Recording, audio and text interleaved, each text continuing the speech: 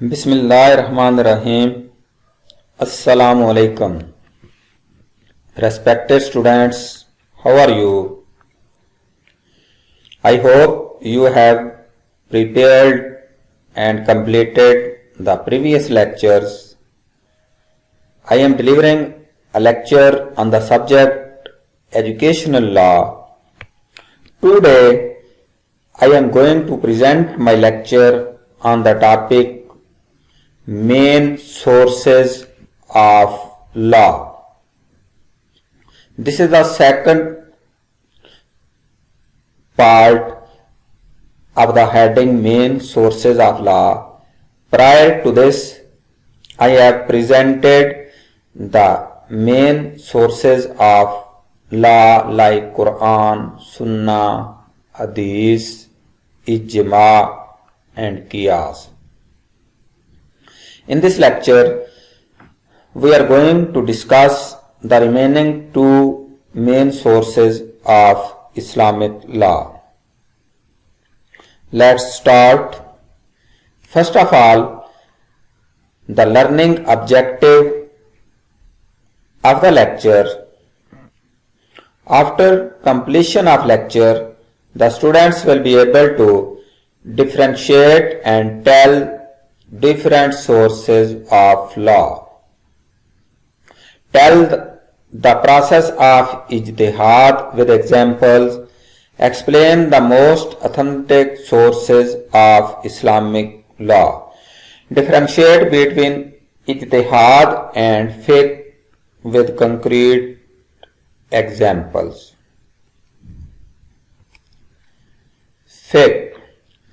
Fiqh means understanding of Sharia according to Islamic jurisprudence.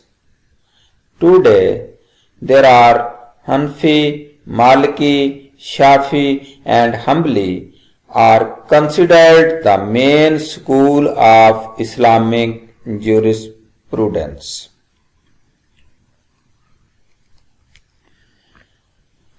As the region spreads, the borders of Muslim land expanded, the different civilizations and religions entered in Islam.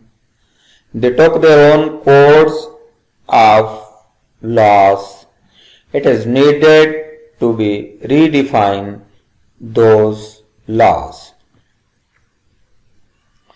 The world's civilization and their own traditions and cultures had to be incorporated into Islamic polity.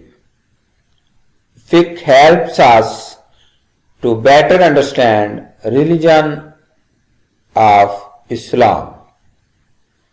Allah has revealed the Quran and Sunnah in order to guide all through our daily lives to lead the eternal happiness.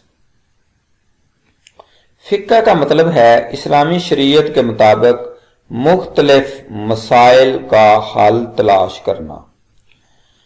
आज हिंदफी, मालिकी, शाफी और humbly इस्लामी फ़िक़्ह के बुनियादी मुकातबे फ़िक्र तसव्वुर किए जाते हैं. जैसे जैसे इस्लाम फैलता गया और मुस्लिम सरजमीन की सरहदें वसी तर होती गईं, मुख्तलिफ तहजीबें और मज़ाहिब अपने अपने कवानीनों ज़वाबित के साथ इस्लाम में दाखिल होते गए और यहीं से एक एग्रीड अपॉन हल तलाश करने की जरूरत पेश आई.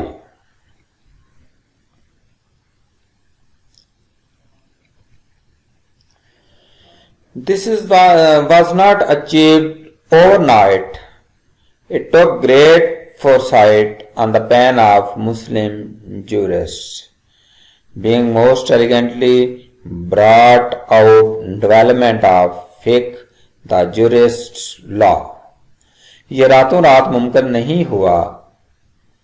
बल्कि हमारे फुक़हाए किराम ने अनथक मेहनत और कोशिश के साथ फ़िक़ा और असूल ज़वाबित फ़िक़ा तदवीन किए। फ़िक़ा, the primary source of Islamic law, are twofold: divine revelation, wahy, and human reason, aql. This dual identity of Islamic law is reflected in its two Arabic designations, Sharia and Fiqh. The rules of Fiqh are thus concerned with manifest aspects of individual conduct. The practicalities of conduct are evaluated on a scale of 5 values: obligatory, recommended, permissible, reprehensible, and forbidden. The definition of fiqh also implies that deduction of these rules of fiqh from the Quran and the Sunnah is through direct contact with the source evidence and necessarily involves independent reasoning and intellectual exertion, that is ijtihad. The next one source is the ijtihad. Ijtihad means to try or strive hard for something, to solve a problem that seems beyond Islamic laws. Ijtihad, the Arabic word ijtihad mean let, effort, physical or mental, expended in a particular activity, is an Islamic legal term referring to independent reasoning or the through exertion of jurist's mental faculty in finding a solution to a legal question. इज्तिहाद किसी कोशिश में जिस्मानी या ज़हनी सलाहियत का इस्तेमाल करना, ये एक इस्लामी कानूनी इस्तिलाह है जो कानूनी इस्तदलाल या किसी कानूनी सवाल का हल तलाश करने में किसी फ़क़ीह की ज़हनी सलाहियत का मुकम्मल इस्तदलाल करती है। What is the need of ijtihad? Scholars considered the time, place, norms and prevailing conditions while rendering their religious advice and opinions. Ijtihad enabled Muslims to be flexible and to learn from other cultures and civilizations. Without the process of ijtihad, a faithful Muslim will find himself in a dilemma. Ijtihad is a sincere effort to find the solution of a problem in absence of direct text of Holy Quran, Sunnah and Ijma. Such personal judgment is in the light of said three sources of Islamic law. It is not creating a new law but an extension of the law. Qualification, integrity and God-fearing conduct of the mujtahid throughout the process is must. एक मुजतहिद को qualified होना चाहिए, यानी उसे दीन का बेहतरीन इल्म होना चाहिए। इंटेग्रिटी, उसकी जात पर किसी किस्म का कोई और शख्स कीचड़ ना उछाल सकता हो। एंड गॉड फियरिंग एटीट्यूड, और वो तकवा से भरपूर जिंदगी गुजार रहा हो।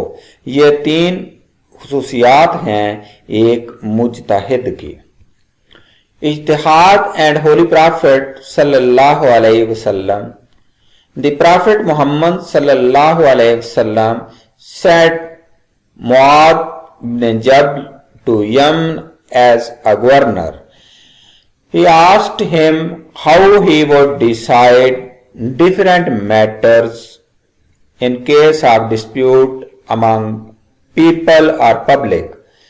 He said, I will judge matters according to Quran, but if Quran contains nothing to guide, I will act on the precedents of the Prophet, peace be upon him. But if the precedent fails, I will exalt to form my own judgment. And the Holy Prophet, peace be upon him, approved his justification. Ijtihad in the light of Quran.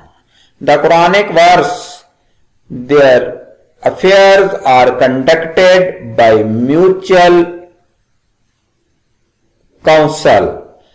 वशाविरहुम फिल अम्र, वो अपने मामलात में मशवरा करते हैं। ये मोमिनीन की, ये मुजताहिदीन की बुनियादी खसूसियत है कि वो अपने मामलात बामी मुशावरत के साथ हल करते हैं।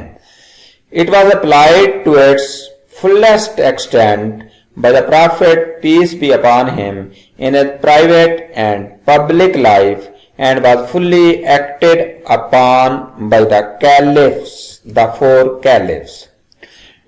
Dear students, now as we have completed our lectures, it's time to understand ourselves, to assess ourselves to what extent we have tolerated or listened the current lecture carefully.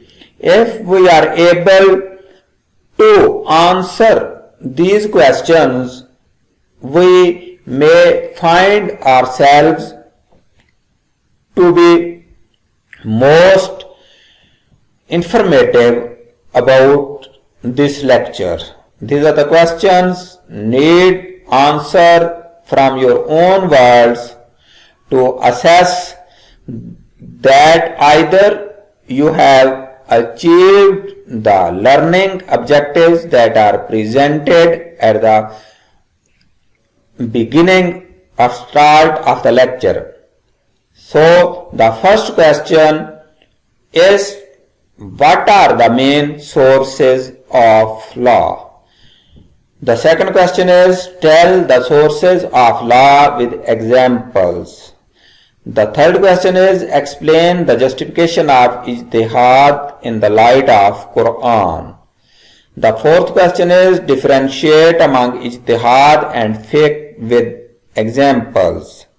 The fifth question is, tell the process of ijtihad and fiqh.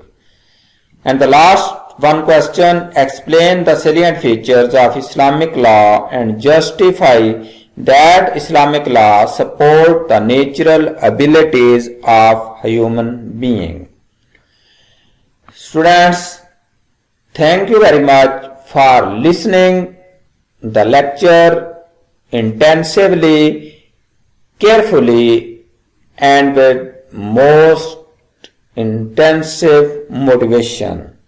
In case that you have any confusion regarding the current lecture, please feel free to contact me so that the confusion may be removed. Thank you so much for listening. Allah Hafiz. Assalamu alaikum.